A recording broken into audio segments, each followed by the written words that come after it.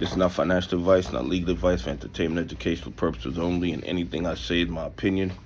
Please don't make any financial decision based on anything I say in these videos. Listen, double check you're still subscribed to the channel.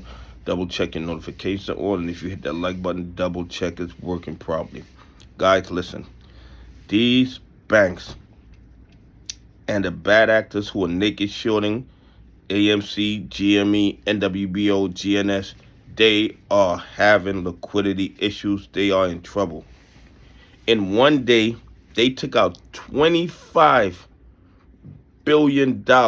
Okay? They borrowed $25 billion from the Fed's standing reserve facility. Okay? And what this is not the reverse repo. This is something totally different. What this is a lifeline that the Fed set up in 2001 where banks can borrow money when they're having liquidity issues. This gives them a chance to borrow money at really, really low interest rates. And here's the thing.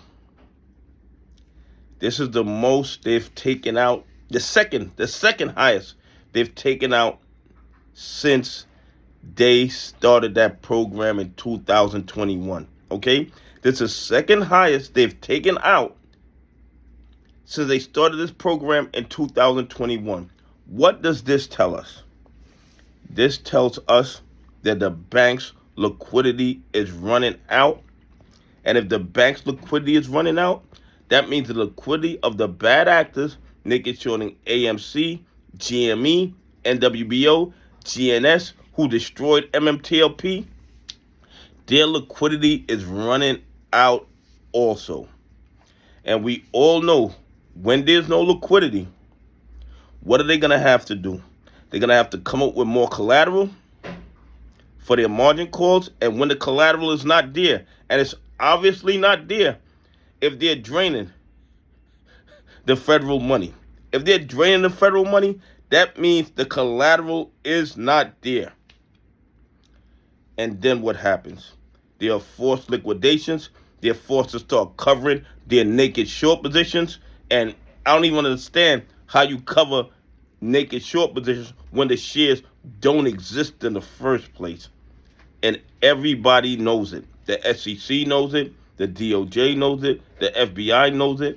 And they sit on the sidelines while these bad actors destroy our stock market.